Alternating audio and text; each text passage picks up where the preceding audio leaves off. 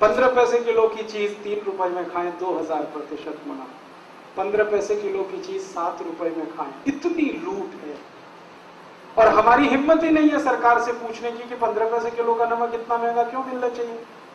तो वो आपको उल्लू बनाएंगे, वो कहेंगे इसमें आयोडीन मिलाया हुआ है। आयोडीन कोई ऐसी महंगी चीज है क्या?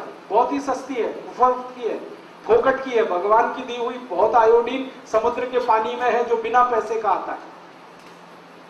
तो फिर इतना महंगा क्यों? ये महंगा इसलिए है कि नमक के खेल में विदेशी कंपनियों को लाइसेंस दिए सरकार ने। जो नमक के लिए महात्मा गांधी ने इस देश में सत्याग्रह किया था कि अंग्रेजों का नमक हम नहीं खाएंगे, उस महात्मा गांधी के देश में अब विदेशी नमक बिक रहा है, लुट रहे हैं हम। और ये नमक हमको पता नहीं क्या बनाएगा, हमें नहीं मालूम। सब आयोडीन युक्त नमक खा के कल नपुंसक हो जाए तो कुछ पता है। क्योंकि दुनिया में आपको गंभीर बात कर रहा हूं, 56 दुनिया के देशों ने आयोडीन युक्त नमक 40 साल पहले बैन कर दिया। आपने बिकता नहीं, अमेरिका में नहीं है, जर्मनी में नहीं है, फ्रांस में नहीं है, डेनमार्क में नहीं है, नॉर्वे में नहीं है, स्वीडन में नहीं। उन देशों में आयोडीन युक्त नमक नहीं बिक रहा, यहीं बेचा जा रहा और जबरदस्ती सबको खिलाया जाए। एक बार डेनमार्क की एक वेबसाइट मुझे मिली, वहां की सरकार की। मैंने उनको एक सवाल डाला, उनको पूछा कि आपके देश में आयोडीन युक्त नमक बिकता? उन्होंने कहा नहीं बिकता। क्यों? उन्होंने कहा 1956 में हमने बैन कर दिया। क्यों? तो उन्होंने कहा हमने शुरू में आयोडीन युक्त नमक खिलाया 1940 से 1956। डेनमार्क में अधिकांश लोग नपुंसक हो गए, जनसंख्या इतनी कम हो गई कि उस देश के खत्म होने का खतरा पैदा हो गया। तब उन वैज्ञानिकों ने कहा कि आयोडीन युक्त नमक बंद कराओ, तो बंद कर दिया। अब वो यहाँ पे चालू कर दिया। आप सब खा रहे हैं, पता नहीं भविष्य में क्या हो। लुट भी रहे हैं, अपने शरीर की भी बर्बादी। हम अक्सर ऐसा खाना खा रहे हैं जिसमें नमक तो है ही, लेकिन उसके साथ हम दही भी ले रहे हैं या दूध भी ले रहे हैं। इसमें सावधानी रखिए, आज जो नमक हम खा रहे हैं बाजार से खरीदा हुआ, ये नमक है समुद्र के पानी से बना हुआ। ज्यादा से ज्यादा नमक जो हमें आज खाने को मिल रहा है सामान्य रूप से, वो समुद्र के पानी से बना हुआ नमक है। आयुर्वेद में ये नमक सबसे घटिया माना जाता है। क्वालिटी में सबसे खराब नमक अगर कोई होता है तो वो यही नमक है जिसको हम समुद्र के पानी से बना हुआ नमक कहते हैं। और सबसे अच्छा नमक जो माना जाता है वो भगवान का बनाया हुआ, ईश्वर का बनाया हुआ या प्रकृति का बनाया हुआ नमक है, जिसको हम सब सेंधा नमक कहते हैं या काला नमक। सेंधा नमक और काला नमक आदमी ने नहीं बनाया, भगवान ने बनाया। पहाड़ बनते हैं नमक के, जैसे पत्थर के पहाड़ बनते हैं वैसे नमक के पहाड़। तो प्रकृति की क्रिया में जो बन रही है चीज, उसकी क्वालिटी में कोई शक नहीं होता, क्योंकि प्रकृति और ईश्वर का जो सारा कुछ सम्मिलन है दुनिया में एकदम परफेक्ट है, उसमें गलती होने का चांस है। आदमी जो बनाता है ये सभी फसाद की जड़। हाँ, आदमी ने सोचा तो ये है कि मैं बहुत अक्ल वाला हो गया, 21वीं शताब्दी में पहुंच गया, मैंने इतना विज्ञान सीख लिया, मैंने इतनी टेक्नोलॉजी सीख ली, लेकिन वो प्रकृति को एक रंच मात्र अभी तक स्पर्श नहीं कर पाया। भले बहुत टेक्नोलॉजी सीखी है, बहुत विज्ञान आ गया, प्रकृति की बनाई हुई चीज की जो गुणवत्ता है वो किसी दूसरी चीज में नहीं है। अब मैं नमक का ही आपको कंपैरिजन करके बताता हूँ। प्रकृति का बनाया हुआ ये जो सेंधा नमक है या काला नमक है, ये आपके शरीर को 94 तरीके के पोषण देता है, 94।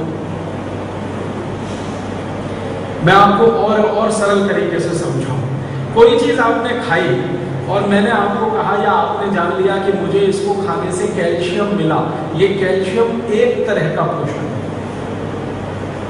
कोई चीज आपने खाई, जैसे अनार का रस पिया, इससे आपके खून में हीमोग्लोबिन बढ़ा, आयरन बढ़ा, तो ये एक तरह का पोषण है, एक ही तरह का। कैल्शियम बढ़ गया शरीर में कुछ खाने से, आयरन बढ़ गया शरीर में कुछ खाने से, फास्फोरस बढ़ गया शरीर में कुछ खाने से, एक एक तरह का पोषण है। सेंधा नमक ऐसे 94 पोषण देता है। एक एक तरह की बात किया, कैल्शियम, आयरन, फास्फोरस।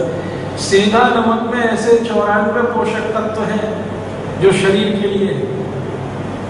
और उसके बाद दूसरे नंबर पर है काला नमक। अब ये दोनों प्रकृति के बनाए हुए हैं, पहाड़ में से आते हैं, आप सभी जानते हैं नमक के पहाड़ होते हैं जैसे पत्थर के पहाड़। तो पहाड़ वाला जो नमक है, पत्थर वाला जो नमक है, ये 94 तरह के पोषण देता है, और समुद्र के पानी वाला जो नमक है ये 3 तरह के पोषण देता है। अब आप देखिए 3 तरह के पोषण देने वाला नमक, 94 तरह के पोषण देने वाला नमक, दोनों में से किसकी क्वालिटी? 94 पोषण जो दे रहा, सीधी सी बात है। तो आप नमक खा सकते हैं जो प्रकृति का बनाया हुआ है, वो सेंधा और काला, मतलब आज से सेंधा और काला नमक खाइए। अब मैं आयुर्वेद की एक जानकारी आपको देता हूँ, आप हैरान हो जाएंगे सुनकर। आयुर्वेद में ये कहा गया, अष्टांग हृदय में भी ये है कि जैसे ही दूध के साथ नमक लेना शुरू करें या दही के साथ नमक लेना शुरू करें, तो ये जो नमक मैंने बोला समुद्र के पानी का, ये पूरी तरह से वर्जित है। दूध के साथ भी नहीं ले सकते, दही के साथ भी नहीं ले सकते। जैसे ही नमक बदलते हैं आप दूध और दही के साथ, तो सेंधा नमक और काला नमक जरूर ले सकते हैं, इतना अंतर आ जाता है। अभी अगर समुद्र के पानी के बने हुए नमक के साथ दूध पिएंगे, 20 बीमारियां आपको आएंगी। समुद्र के पानी के नमक के साथ अगर आप दही खाएंगे, 20 बीमारियों में फंस जाएंगे। लेकिन वही दही और दूध सेंधा नमक के साथ और काले नमक के साथ खाएंगे, जीवन भर आप निरोगी रहेंगे। इतना अंतर है। अब आप इसको अप्स डाउन में देख सकते हैं, जमीन आसमान का अंतर कहा जाता है इसी को। एक इस तरफ है, एक इस तरफ। वही नमक जो समुद्र के पानी से आया तकलीफ दे रहा है, और वही नमक जो भगवान का बनाया हुआ है वो आपके लिए अमृत तुल्य है। तो ये जो नियम मैंने विरोधी वस्तुओं का बताया, तो इसमें अगर आप दही नमक खाना चाहते हैं तो दही में सेंधा नमक ही या काला नमक ही होना चाहिए, और दूध के साथ नमक की कोई वस्तु लेना चाहते हैं तो वो सेंधा नमक और काले नमक वाली ही होनी चाहिए। ये समुद्र के पानी के नमक की वस्तु दही के साथ नहीं ले सकते। मैंने एक बार प्रयोग करके देखा, दही लिया, दही को लेंस से आप देखो तो उसमें बहुत तरह के जीवाणु, बहुत तरह के बैक्टीरिया, और वो शरीर के लिए अनुकूल है, बहुत अनुकूल है। अगर वो जाते हैं शरीर में तो बहुत सारी शरीर की जरूरत को पूरा करते हैं। अब जैसे ही दही में आप देखेंगे बहुत सारे जीवाणु हैं, उस दही में ये समुद्र के पानी का बनाया हुआ नमक एक चुटकी डाल दीजिए, 1 मिनट में सब जीवाणु मर जाते हैं। हजारों, लाखों, करोड़ों 1 मिनट में मर जाते हैं। अब आपने दही ले लिया और उसमें समुद्र के पानी का नमक मिला दिया, जीवाणु मर गए, तो एक तो जीव हिंसा कर दिया आपने, पाप लगा उसका, जीव हिंसा कर दिया। और दूसरा, आपने वो दही खाया जिसमें समुद्र का नमक मिलाया हुआ है, वो शरीर के काम का नहीं, उपयोगी नहीं। उसी दही में मैंने फिर दूसरा प्रयोग करके देखा कि वही दही है, उसमें लाखों करोड़ों जीव राशि है, जीवाणु है, उसी में सेंधा नमक डाला, एक भी जीव नहीं मरा, एक भी जीव नहीं। माने जीव दया भी हो गई मेरी, जीव हिंसा में भी मुझे नहीं जाना पड़ा, पाप का भागी भी नहीं बनना पड़ा, और शरीर के लिए भी उपयोगी। तो माताएं बहनें इसको विशेष ध्यान से सुने कि दही में अगर रायता बना रही हैं तो नमक डालना हो तो काला ही नमक या सेंधा ही नमक डालना, ये समुद्र के पानी वाला नमक मत डालना। और मेरी तो एक छोटी सी विनती आप मान लीजिए तो बहुत ही अच्छा है, घर में लाना ही नहीं, ये समुद्र के पानी का नमक लाना ही नहीं। ये समुद्र के पानी का नमक इंडस्ट्रियल यूज के लिए तो ठीक है, औद्योगिक उसका उपयोग होता है। भारत में बहुत सारी ऐसी इंडस्ट्रीज हैं जिसमें नमक लगता है, जैसे आइस इंडस्ट्री है ना, बर्फ बनाने वाले जितने कारखाने हैं सबको नमक चाहिए। ऐसे बहुत उद्योग हैं जिनमें नमक लगता है, तो उन उद्योगों के लिए रहने दो इसको, समुद्र वाले नमक को, जीवन में खान पान में इसको मतलब। और मैंने भारत का थोड़ा इतिहास पढ़ा है, तो मैंने ये जाना और उसके दस्तावेज भी देखे हैं 1930 के पहले तक, सन 1930 के पहले तक इस भारत में एक भी व्यक्ति समुद्र के पानी का नमक नहीं खाता था। एक भी व्यक्ति। खाने में नमक जो इस्तेमाल होता था वो सेंधा या काला। और राजस्थान के कुछ इलाकों में झीलें हैं, प्रकृति की बनाई हुई झीलें, जैसे सांभर, एक बड़ी झील का नाम है सांभर। सांभर झील का नमक भी भगवान का बनाया हुआ, वो झील भी भगवान की बनाई हुई है, प्रकृति की बनाई हुई है। वो झील मनुष्य ने नहीं बनाई, वो प्रकृति से बनी है। उस झील में से तैयार हुआ नमक भी प्राकृतिक नमक माना जाता है। तो ज्यादा लोग इस्तेमाल करते रहे हैं सांभर झील का नमक, सेंधा नमक और काला नमक 1930 के पहले तक। 1930 में महात्मा गांधी ने जब से नमक सत्याग्रह किया, उसके बाद से ये समुद्र का नमक चलन में आया और लोगों ने उसको खाने में भी डाला। 1947 में क्या हुआ? दुर्भाग्य से हमारे देश का बंटवारा हो गया, पाकिस्तान भारत से अलग हो गया। अब सौभाग्य या दुर्भाग्य जो भी कहिए, नमक के सारे पहाड़ पाकिस्तान के हिस्से में आ गए। नमक के सारे पहाड़ पाकिस्तान के हिस्से में आ गए। पाकिस्तान में 2 जिले हैं, एक का नाम लाहौर और एक का नाम कराची। उसके आसपास सारे पहाड़, ज्यादा से ज्यादा नमक के पहाड़। तो हमारी मजबूरी ये हो गई कि पाकिस्तान से नमक आए तो हम खाएं, सेंधा नमक, काला नमक ज्यादा उसी इलाके में आया। बंटवारा कुछ इस तरह का हुआ कि नमक के पहाड़ उस तरफ चले गए। तो बहुत दिन तक ये नमक आता नहीं था पाकिस्तान से, तो लोगों की मजबूरी हो गई, क्योंकि बहुत दिन तक भारत और पाकिस्तान की ऐसी दुश्मनी रही है। आप जानते हैं, आजादी मिलते ही पाकिस्तान ने भारत पर हमला कर दिया था कश्मीर छीनने के लिए। तो वो दुश्मनी ऐसी थी उन दिनों में कि बहुत साल तक तो आ नहीं पाया। तो लोगों की मजबूरी हो गई कि भाई क्या करें। तो फिर लोगों ने ये मजबूरी में समुद्र का नमक खाना शुरू कर दिया और धीरे धीरे समुद्र का नमक बनना बढ़ता चला गया। इंडस्ट्रियल यूज के साथ वो घर में भी आने लगा। और मैं आपको विनम्रता पूर्वक कहना चाहता हूँ कि उसी समय से ब्लड प्रेशर भी हमारे यहाँ घुस गया। ये जो आजकल आपने सुना है ना, ब्लड प्रेशर हाई हो गया, हाई हो गया, हाई हो गया, मैं आपको ये बताना चाहता हूं कि भारत के लोगों को हाई ब्लड प्रेशर कब से आया।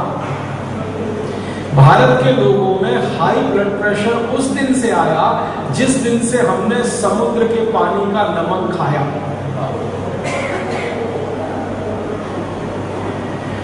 वरना प्रकृति के बनाए हुए नमक का अगर हम इस्तेमाल करते रहे, आज भी करें, आगे भी करते रहे, तो मैं आपको पूरी विनम्रता से इस बात की गारंटी देना चाहता हूं, आपका ब्लड प्रेशर अपने आप निकल जाएगा। आप नमक बदल दीजिए। जो आप समुद्र के पानी का नमक ला रहे हैं, इसको बदल दीजिए। सेंधा नमक लाना और काला नमक लाना शुरू कर दीजिए। आपका बीपी अपने आप कम हो जाएगा और बिल्कुल निकल जाएगा शरीर से बिना किसी दवा के।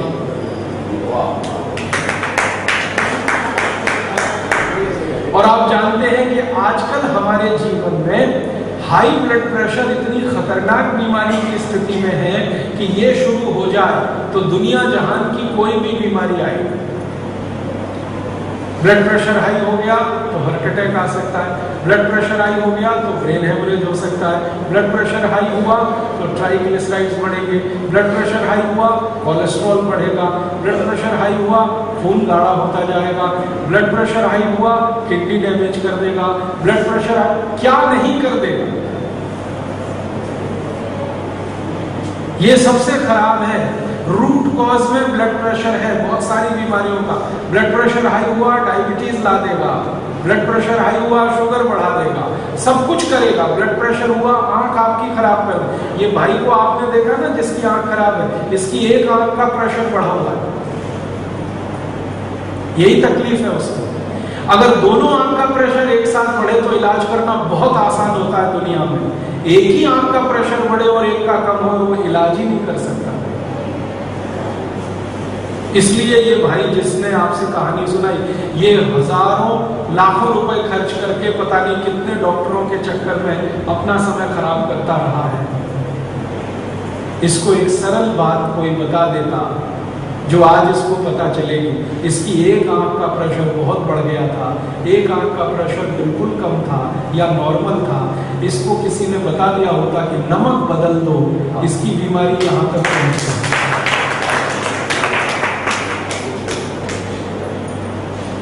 छोटा सा ज्ञान, नहीं होने का दुष्परिणाम और होने का फायदा। हमारे यहाँ सभी साधु संतों के मुंह से मैं ये सुनता रहता हूं, आप तो बार बार सुनते रहते हैं, अज्ञान सबसे बड़ा दुख है। अज्ञान में जाना दुनिया का सबसे बड़ा दुख है और ज्ञान में चले जाना दुनिया का सबसे बड़ा सुख है। मैं भी मानता हूं इसको। मैं गरीबी को दुख नहीं मानता, बेरोजगारी को दुख नहीं मानता। गरीबी बेरोजगारी तो आने जाने वाली चीजें हैं और शायद ये गरीबी बेरोजगारी तब तक है जब तक मेरे पास ज्ञान नहीं है। जिस दिन मुझे कुछ ज्ञान मिला, मैं मेरी गरीबी भी दूर कर सकता हूं, बेकारी भी दूर कर सकता हूं। इसलिए बीमारियां हमारे शरीर में है और उनका दुख है, वो भी अज्ञान का ही कारण है। जैसे ही ज्ञान में आप जाएंगे, आप खुद बीमारियां ठीक कर लेंगे, डॉक्टर के चक्कर में फंसने की जरूरत ही नहीं पड़ेगी। ये छोटा सा ज्ञान कि हम नमक बदल दें तो जिंदगी में कितना बड़ा सुख, ये इस भाई को पता है जिसकी आंख इस स्थिति में आई है जो आपने देखी। नमक बदल देता है। साल भर पहले या 1.5 साल पहले जैसे ही इसकी आंख में प्रेशर बढ़ना शुरू हुआ, ये पहले डॉक्टर के पास जहां गया वो इसको बता सकता था कि भाई तेरी एक आंख का प्रेशर बहुत ज्यादा है, ब्लड प्रेशर, दूसरी आंख का कम है या बहुत कम है, अब तू क्या कर रहे हो, बस इतना करके नमक बदल दे। सरल बात, साधारण बात। नमक बदलते ही प्रेशर नॉर्मल होता, आंख इस स्थिति में पहुंचती। नहीं कहा, नहीं बताया, शायद जानबूझ के नहीं बताया या अनजाने में, दोनों ही बातें हो सकती। हो सकता है उस डॉक्टर को भी ज्ञान ना हो इस बात का, ये भी हो सकता है। और ये भी हो सकता है कि उसको ज्ञान हो और जानबूझ के नहीं बताया। तो दोनों ही संभावनाएं हैं। तो मैं आपसे ये बात को ज्यादा जोर देके कह रहा हूं कि एक छोटी सी जानकारी ना होने का कितना बड़ा दुख है और होने का कितना बड़ा सुख है। आपको आज ये जानकारी हो गई कि समुद्र के पानी के नमक से शरीर को सिर्फ 3 पोषक तत्व मिलते हैं। पहाड़ के नमक का, पत्थर के नमक का 94 पोषक तत्वों का भंडार है वो। तो आप तुरंत उसमें शिफ्ट कर जाइए, अपने घर का नमक बदल दीजिए। नमक बदलते ही आप अपने ऊपर देखिए क्या क्या परिवर्तन आ रहे हैं। आप आ जाइए, सेंधा नमक खाना शुरू कर दीजिए, काला नमक। जिस दिन खाना शुरू करें उस दिन बीपी नाप लीजिए। 2-3 महीने के बाद फिर नाप लीजिए, आपको लगेगा ये चमत्कार हो गया। सेंधा नमक खाने से या काला नमक खाने से एक दिन पहले आपका माइग्रेन, आपके शरीर में ये सब जितनी भी बीमारियां हैं उनको देख लीजिए ध्यान से और खाना शुरू करिए, फिर देखिए क्या क्या परिवर्तन आ रहे हैं आपको। नमक शरीर के लिए बहुत आवश्यक है, आप जानते हैं, लेकिन सेंधा और काला, ये समुद्र के पानी वाला नहीं। आपको और एक जानकारी दूं, शरीर में सेंधा और काले नमक से जो जो पोषकता मिलती है, इसी की कमी होने पर पैरालिसिस आता है।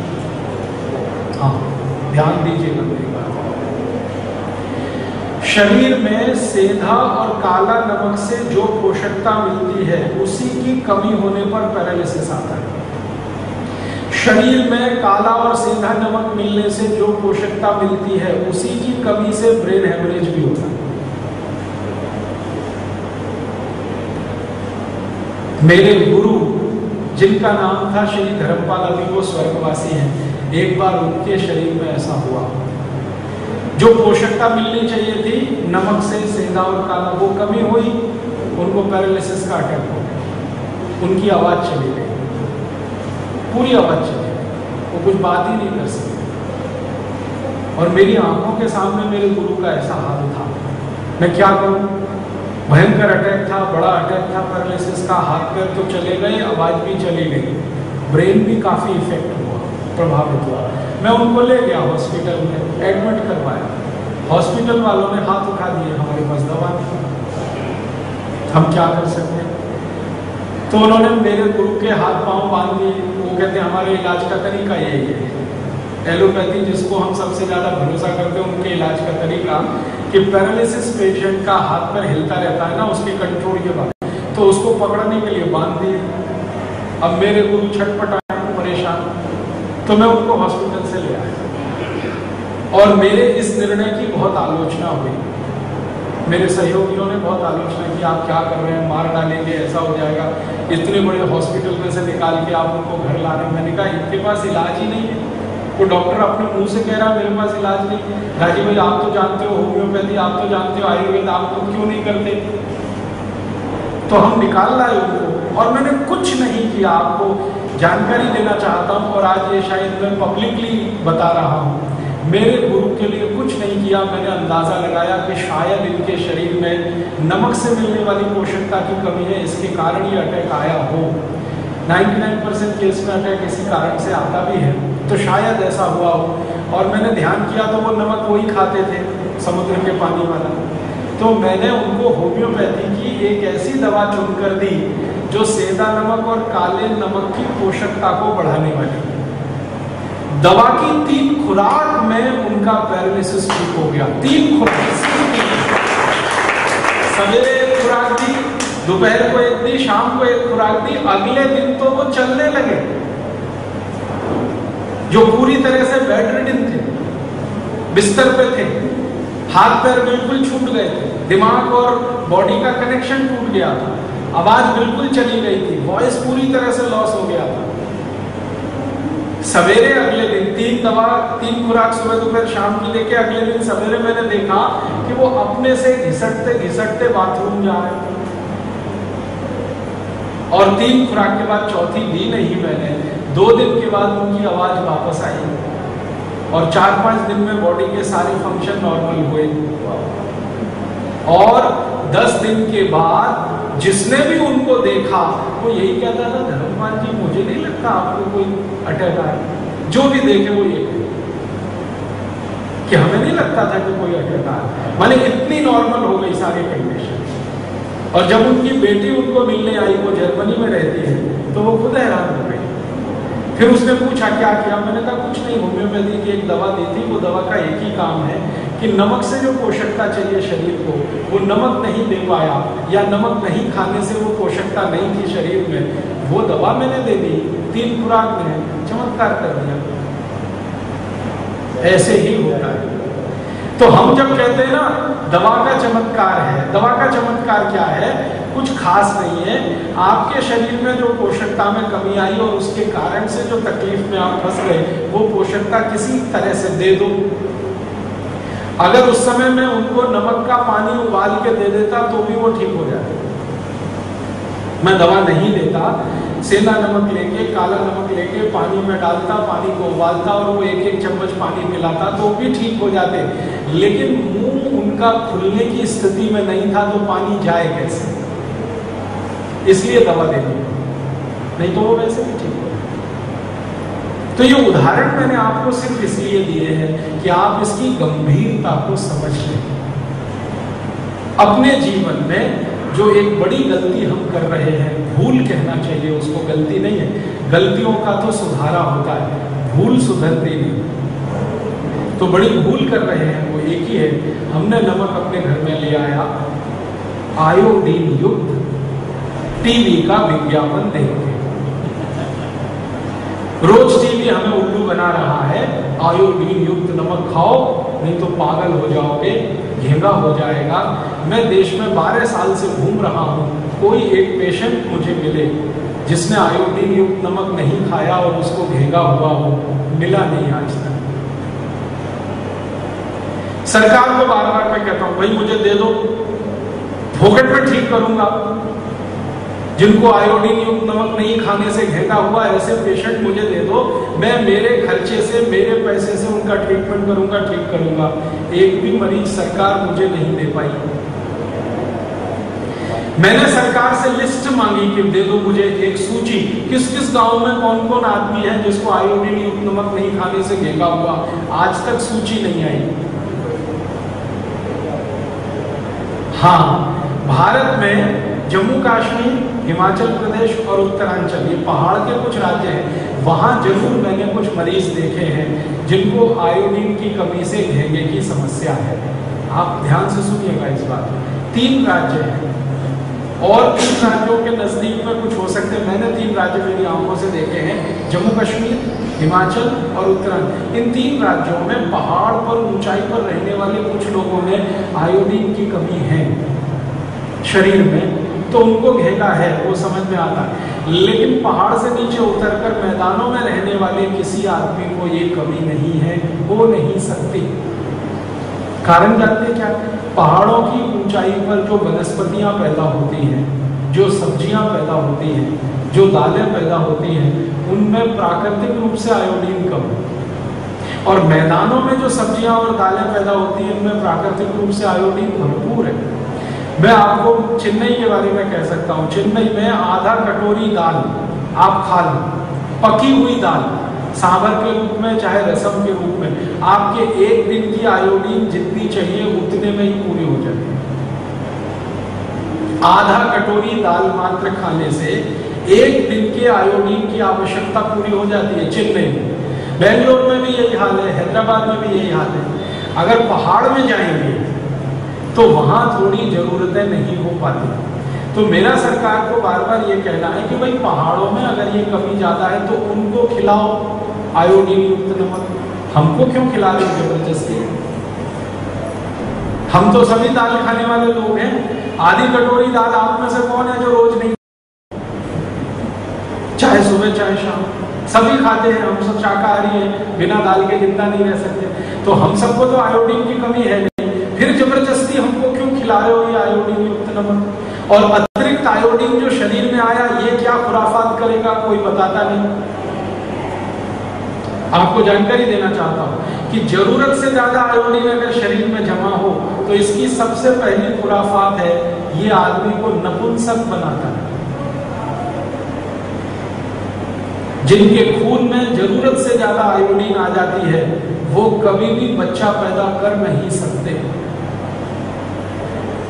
स्त्री हो या पुरुष, दोनों ही नपुंसकता में जाते हैं अगर जरूरत से ज्यादा आयोडीन आ जाए। इतनी खतरनाक बीमारी जिस आयोडीन की अधिकता से आती हो, वो पूरे देश में टीवी चैनलों पर कभी नहीं बताया जाता।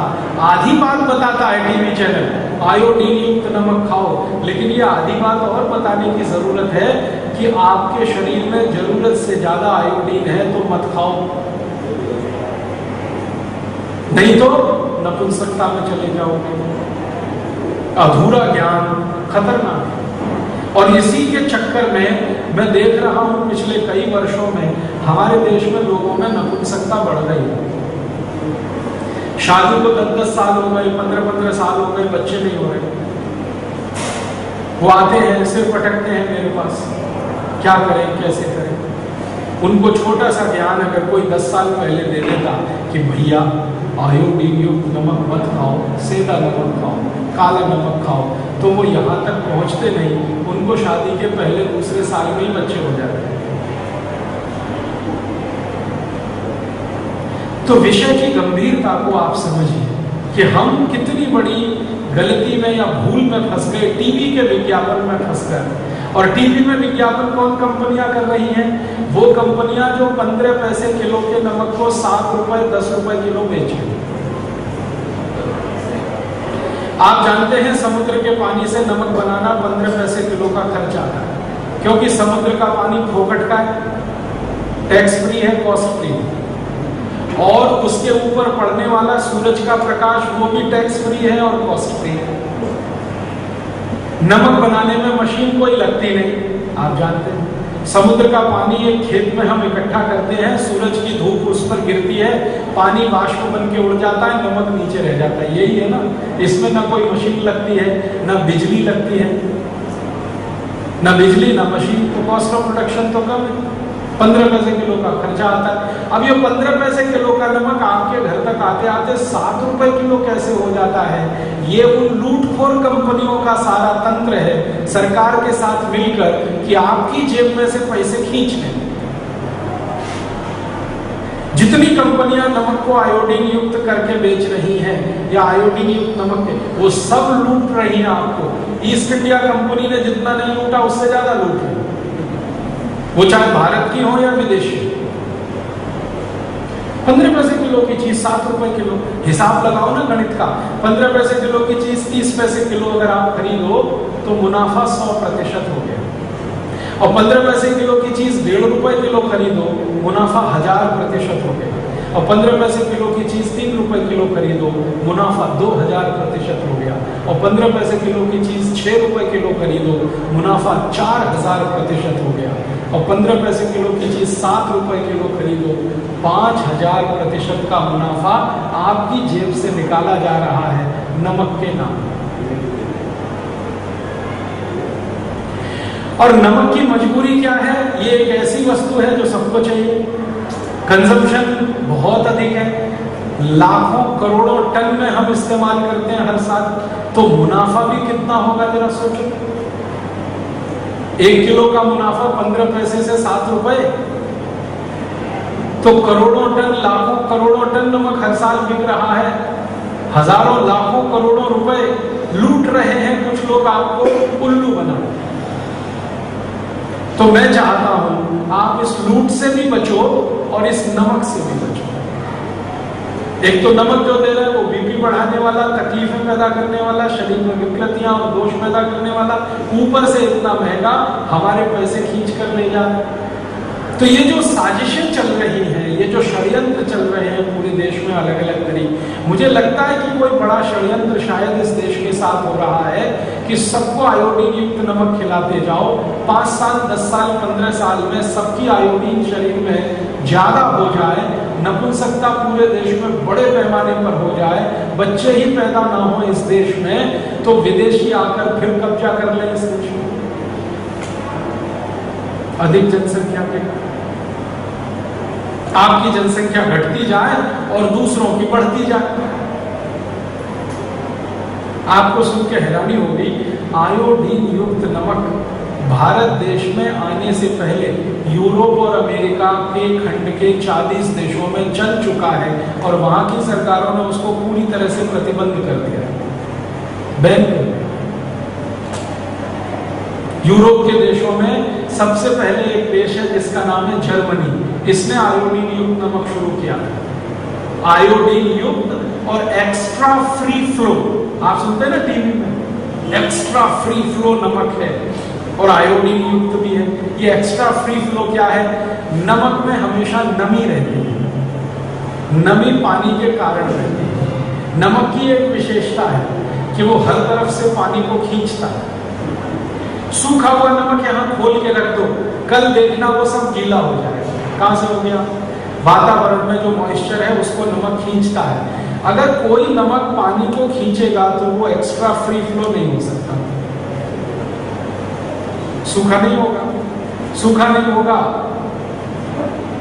चाहिए वो ये कि नमक जो है पानी को खींचता है, उसका गुण धर्म है।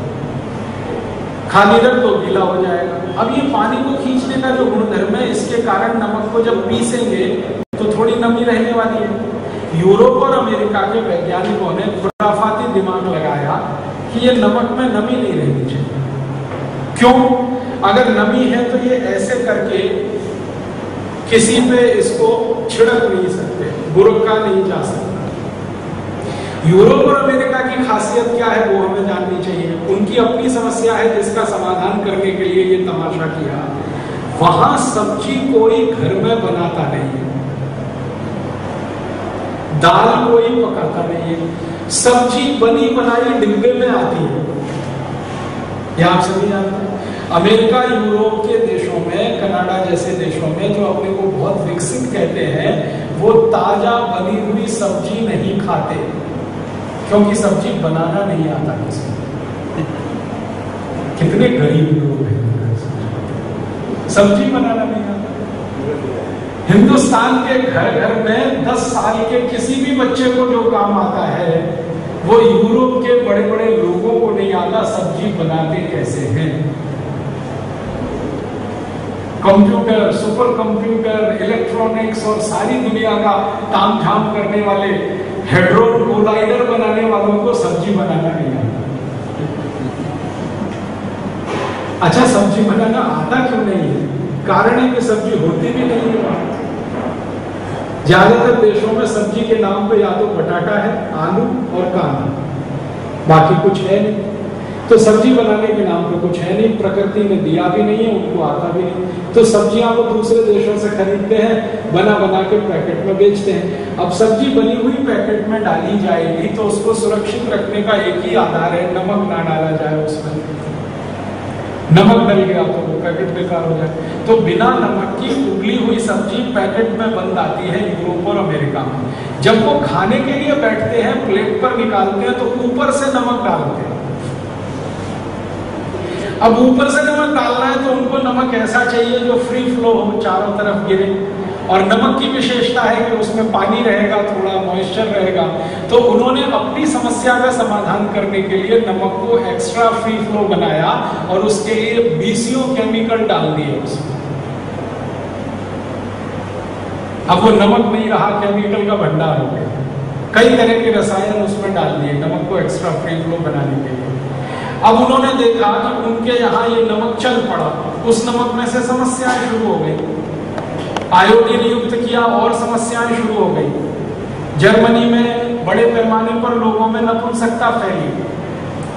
फ्रांस में, ब्रिटेन में, स्वीडन में, स्विट्जरलैंड में, डेनमार्क में, नॉर्वे में बच्चों के पैदा होने का जो ग्रोथ रेट है वो कम होने लगा। तो बड़ी खोजें हुई कि भाई ये क्या चक्कर हो गया, हमारे यहाँ अचानक से बच्चे पैदा कम होने लगे, क्यों? तब वैज्ञानिकों ने खोज के बनाया कि ये अतिरिक्त आयोडीन का कमाल है। तो धड़ाधड़ सरकारों ने उसको बैन किया कि नहीं चाहिए फिर हमको सादा नमक ही चाहिए। अब उन्होंने तो बंद कर दिया, ले दे के हमारे ठोक दिया हिंदुस्तान के माथे पर। अब हिंदुस्तान के नेता तो सुभान अल्लाह, वो आपने पता नहीं हिंदी या उर्दू की कहावत सुनी है, एक ही उल्लू काफी है बर्बाद गुलिस्ता करने को, हर शाख पे उल्लू बैठा है, अंजामे गुलिस्ता क्या होता है। एक ही उल्लू बहुत होता है समाज को बर्बाद करने के लिए। और हमारे यहाँ उल्लुओं की फौज इकट्ठी होकर राजनीतिक पार्टी बना लेती है, फिर वही मंत्री बन जाते हैं, प्रधानमंत्री बन जाते हैं। उनको बहुत सारी चीजों से कुछ लेना देना नहीं, एक ही चीज से लेना देना, पैसा और कुर्सी। ये कुर्सी मिल गई तो अब इसको टिका के कैसे रखना है, अगली बार इसको बचा के कैसे रखना है, इसके लिए पैसे खर्च करने हैं, तो पैसे लाने कहां से हैं, फिर खर्चा कैसे। तो चुनाव का सारा खेल ये है, पैसा बनाना, कुर्सी लाना, कुर्सी पे बैठना, फिर पैसे बनाना, फिर कुर्सी लाना। तो ऐसे नेता हैं, उनके ऊपर किसी ने कह दिया भाई बहुत अच्छा आयोडीन युक्त नमक भारत में लगा दो, तो लगा दिया हमारे नेता। और लगा ही नहीं दिया, कानून बना दिया कि जो बिना आयोडीन का नमक खाएगा उसको जेल भेज दिया जाए। ऐसे मूर्खों के मूर्ख नेता हमारे देश में। कानून ने ऐसा भी बना दिया कि जो बिना आयोडीन का नमक बेचेगा दुकान में उसको भी जेल में डाल देंगे। इन मूर्खों ने थोड़ा भी नहीं सोचा कि 1930 के पहले इस देश में कोई आयोडीन युक्त नमक नहीं था। समुद्र के पानी का ही नमक नहीं था, आयोडीन युक्त नमक की तो बात ही छोड़ दो। और लोग ज्यादा स्वस्थ थे। जब से ये समुद्र के पानी का नमक आया, घरों में ज्यादा बीमारियां आई हैं। ऐसे हमारे नेता। अब इसमें घुस क्या गया सारा खेल कि जो नमक को 15 पैसे किलो से 7 रुपए 10 रुपए किलो बेचने वाली कंपनियां, उनको मुनाफे कमाने हैं। उसमें बड़ी बड़ी विदेशी कंपनियां हैं, भारत की भी कुछ देशी कंपनियां हैं, उनको अपना धंधा चलाना है। नेताओं को उसमें से थोड़ी घूस और रिश्वत देकर अपनी व्यवस्था को टिकाए रखना है। तो नेता और भ्रष्ट कंपनियों का गठजोड़, भ्रष्ट नेता, भ्रष्ट कंपनी, भ्रष्ट अधिकारी ये बन गया, तो चला दिया पूरे देश में आयोडीन युक्त नमक। आपको सुन के हैरानी होगी, मेरे जैसे बहुत लोग इसके खिलाफ लड़ रहे हैं, सड़क पे भी और अदालतों में। कई संस्थाएं हैं जिन्होंने इनके खिलाफ मुकदमे किए हुए और उनके फैसले भी आए हैं। एक इतना अच्छा फैसला आया महाराष्ट्र हाई कोर्ट का कि जबरदस्ती सरकार किसी को आयोडीन युक्त नमक नहीं खिला सकती। किसी की इच्छा है तो खाए, नहीं है तो वो अपना दूसरा नमक खाए। तब से ये कंपल्शन हटाया उन्होंने, क्योंकि कोर्ट का फैसला आया। अभी थोड़े दिन में सुप्रीम कोर्ट का भी आने वाला है इसी मामले में फैसला, क्योंकि एक मुकदमा वहां चल रहा है। तो फैसला आएगा तो सरकार को पीछे हटना पड़ेगा। लेकिन सरकारें कितनी खतरनाक हैं आप जरा सोचिए, जिनको आप बना रहे हैं अपनी सुरक्षा के लिए, वो सरकारें ही आपको खतरे में डालते हैं। तो आपको तो मेरी एक ही छोटी सी विनती है, इतनी सब राम कहानी सुनाने के बाद घर का नमक बदलिए। ये कहानियां इसलिए सुनानी पड़ती है कि दिमाग बदलना आसान काम नहीं होता। एक रास्ते पे आदमी चल पड़े ना तो उसको वापस लाना बड़ा मुश्किल काम होता है। तो उसको कई तरह से कन्विंस करना पड़ता है, बताना पड़ता है, जानकारियां देनी पड़ती है, तब जाके वो एक छोटा सा फैसला करता है, हाँ आज से मेरे घर में सेंधा नमक ही आएगा या काला नमक ही आएगा। तो आप तो जितने लोग यहाँ बैठे हैं अपना फैसला तो आप आज कर ही लो। और मेरी एक छोटी सी विनती है कि आपके पड़ोसी हैं, परिवार के मित्र हैं, परिचित हैं, उनको भी ये बोलना शुरू कर दो, भैया नमक लाना तो सेंधा लाना, काला लाना। अब आप कहेंगे थोड़ा महंगा है, तो जीवन से महंगा कोई सौदा नहीं। 10 रुपए किलो का अगर सेंधा नमक खाना पड़ता है मान लो, या 10 रुपए किलो का काला नमक खाना पड़ता है और आप स्वस्थ हो जाते हैं, लाखों रुपए के आपके खर्चे बच जाते हैं, तो क्या बड़ा सौदा। और सेंधा नमक महंगा एक ही कारण से हुआ, भारत का बंटवारा जो हो गया, पाकिस्तान अलग हो गया, हमारे नमक के पहाड़ पाकिस्तान के कब्जे में चले गए, वरना ये सेंधा नमक तो सबसे सस्ता बिकता रहा। आप यहाँ कई बुजुर्ग बैठे हैं, आप याद करिए आपके जवानी के दिनों में शायद रुपए में 5-7 सेर या 10 सेर नमक मिलता होगा। मेरे दादाजी बताते हैं 5-7 पैसे किलो में मिल जाता था सेंधा नमक, काला नमक। ये महंगा तब से हुआ जब से पहाड़ पाकिस्तान के कब्जे में गए, हमारे हिस्से तो महंगा हो गया। और अभी महंगा और इसलिए है कि ये इंपोर्ट करके लाना पड़ता है। पहले एक ही देश में मिलता था, अब दूसरे देश से लाना पड़ता है, इसलिए थोड़ा महंगा हुआ। तो थोड़ा महंगा है तो भी मैं मानता हूं आपके स्वास्थ्य की कीमत पर तो वो इतना महंगा नहीं पड़ेगा। आप उसको लाते जाइए, घर में सेंधा नमक लाइए, काला नमक लाइए। और फिर इस नियम में आप चाहें तो छूट ले सकते हैं कि दूध के साथ नमक की चीज भी लेनी पड़े तो सेंधा नमक और काले नमक की कोई भी चीज ले सकते हैं। जैसे मैंने थोड़ी देर पहले कहा था, कल या परसों कहा था कि शाम को भोजन के तुरंत बाद दूध पिए, दोपहर को भोजन के तुरंत बाद लस्सी या मट्ठा पिए, और सवेरे भोजन के तुरंत बाद जूस पिए, फलों के रस पिए। तो बहुत लोगों के मन में प्रश्न रहा होगा कि अगर हम दूध पी रहे हैं तो नमक की चीज खा रहे हैं, आयुर्वेद तो मना करता है नमक और दूध का। तो ध्यान ये रखें कि जो वस्तुएं नमक की आप बनाएं वो सेंधा नमक और काले नमक की बनाएं, उसके साथ दूध पिए। दही, मट्ठा या छाछ या तक्रम जो ले रहे हैं वो सेंधा नमक और काला नमक डाल कर लें, ताकि जीव हिंसा भी ना हो और आपके शरीर के लिए भी अनुकूल हो। सब्जियां बनाएं सेंधा और काले नमक में, दालें पकाएं सेंधे और काले नमक में, फिर उसके साथ दूध भी लेना संभव है, दही में भी वो डाल के खाना संभव है। तो ये हमेशा से आपको याद रखना।